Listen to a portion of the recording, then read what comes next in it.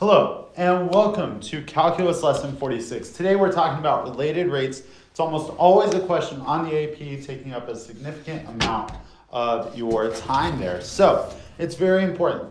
This is like where calculus becomes useful. We've been doing derivatives, we've been doing areas. This is another thing that helps us see the relationship between changing one knob over here and seeing what's going to happen over here. It's like our walk with Christ. We have things that we know we could be doing to draw closer to Christ, like reading our Bible, or praying, or just spending quiet time with the Lord, which is all of those things. And that draws us closer to Christ. What happens when we're closer to Christ? Well, there's fruit way down the line because we're going to love people more, and we're going to show that love to people. So, by doing those simple things now, drawing closer to the Lord, we see long-term benefits later. So, that's what we're going to be doing today. We're going to be relating one quantity to another and finding how the rate of one quantity affects the rate of another. These are word problems, I'm sorry, but those are all the practical ones anyways. So, let's get right to it. A 13-meter long ladder leans against a vertical wall. Now, the very first thing you're going to want to do for every single one of these problems is draw a picture. And this should be like an amazing picture. Like, check this out.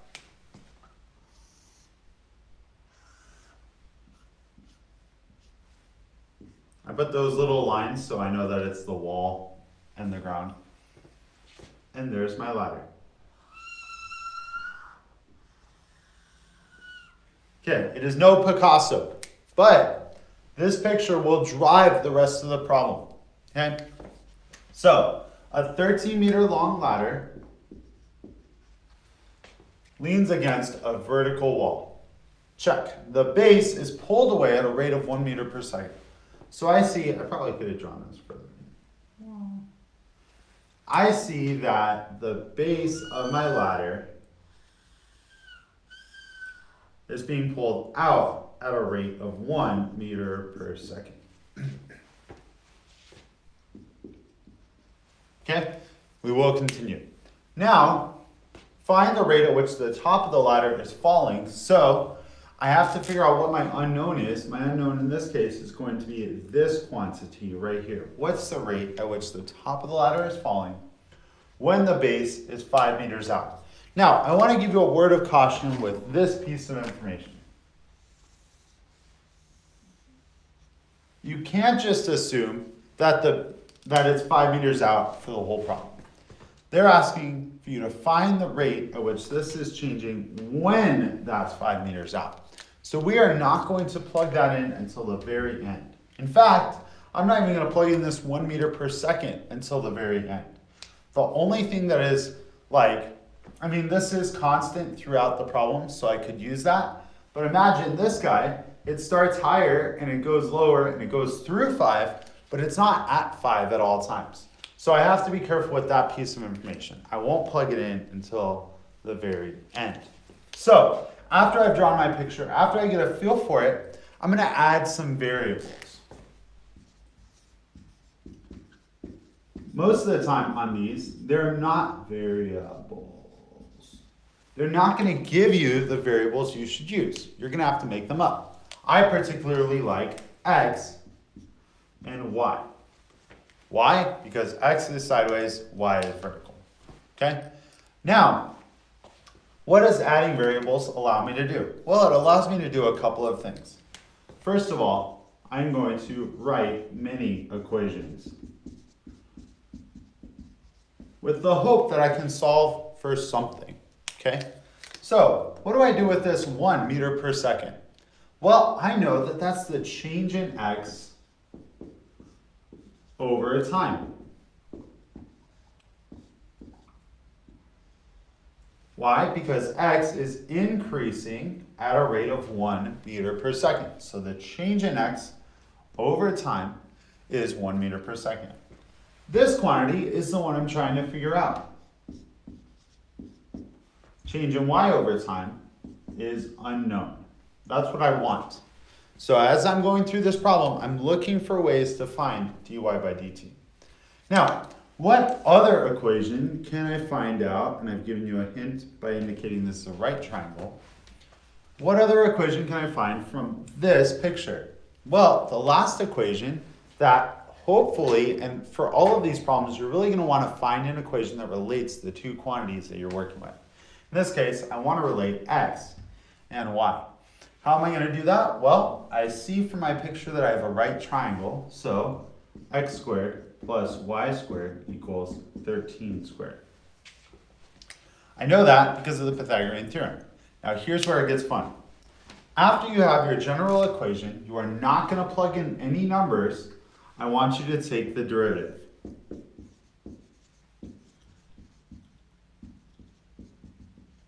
And you're going to do this implicitly with respect to, that's what WRT means, time. Since this is a rate is distance over time, or jobs over time, or anything over time, you're going to want time on the bottom. So when I take the derivative of this, I have 2x dx by dt plus 2y dy by dt equals 0. Can I solve for the quantity I want?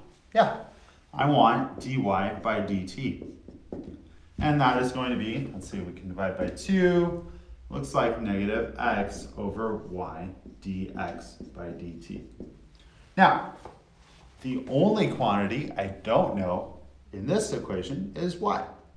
I'm solving for dy by dt. I know x is 5. Y I don't know, and dx by dt is 1. Can I find y? Well, yeah. If x equals 5, then 169 minus 25, I should know this. I feel like it's, oh man, it's 12. I should have known that. So you can do the quadratic or the Pythagorean theorem to find y, then simply plug in.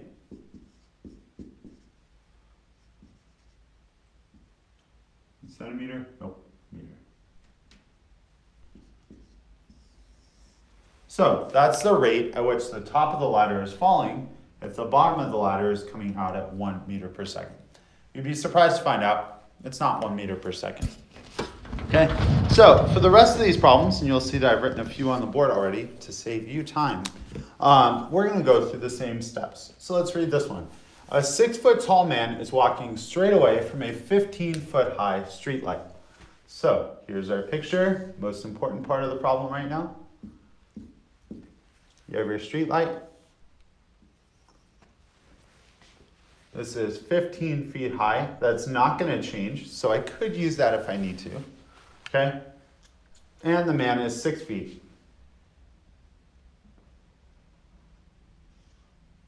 That's not to scale.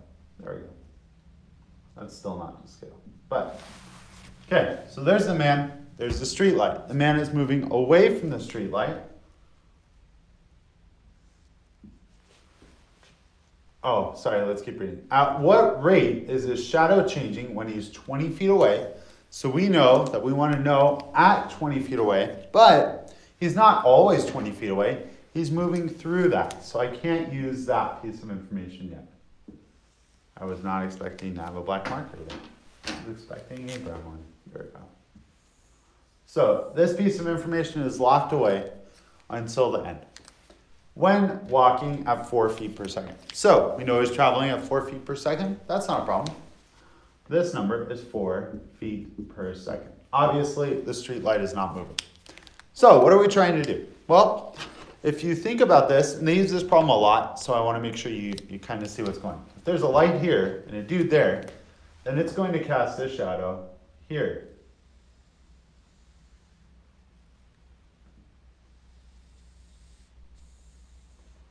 Okay, light here, dude there, shadow there. So, after I've drawn my picture, I want to add variables. So I'm going to add some letters that are unknown. Well, I'll call this X, and I'll call this Y. What am I solving for? Well, I want to know at what rate is his shadow changing if he's walking away at 4 feet per second. So we're going to have to be wise about what we call this 4 feet per second. Because you might be tempted to call it dx by dt. Unfortunately, that's what we're solving for. That's dy by dt. That's how much this number is changing over time, because he's walking away at a constant rate. So, now that I have my variables in there, I'm going to write all the equations that I know. So dx by dt is what I'm solving for this time. dy by dt is 4 feet per second because this is increasing at 4 feet per second. This I don't know. What else do I know? I guess that's it. Can I make an equation that relates x and y? Sure. What I'll have to do, unfortunately, on this problem is draw out the two separate triangles, if I'm not mistaken. Yep. So I'm going to have to draw this triangle, my shadow triangle. Remember, I'm not using 20. So this base of the big triangle would be x plus y and 15. So with those two shown, can I write an equation? Well, yeah, it's going to be x over x plus y equals 6 over 15. Just similar triangles. We're not surprised. If I cross multiply that, I get 15x equals 6x plus y, 6y. If I subtract that, I get 9x equals 6y. Just to make life easier on myself, I'm going to divide by 3. So 3x equals 2y. Now that I have all of the equations written out, I'm going to take the derivative with respect to time. So this is 3 dx by dt equals 2 dy by dt. I'm solving for dx by dt, so I'm going to move this 3 over. And I know what dy by dt is. It's 4. So this is 2/3 times 4, which is 8/3 feet per second. Let's hope that's the correct answer. Yes, it is. In this case, the problem didn't depend on how far away he was from the street light. That's fine. So we don't have to use that piece of information. Okay, next one. This one is super fun, but challenging. So we're going to go back to all of those equations that you learned years ago for volumes and surface areas and all that. So be ready for that. Here, a conical container, so that means it's a cone, has a height 9 and diameter 6. The book actually included the drawing for this one. So our height is 9, our diameter 6 centimeters. It's leaking water at a rate of 1 centimeter cubed per minute. I don't have a blue marker, so we're leaking green water today. Okay, so water is leaking out at 1 centimeter cubed per minute. So that's a volume, so I know I'm going to have to do something with volume here. Find the rate at which water level H is changing. So you can imagine that somewhere in here, we're full of water.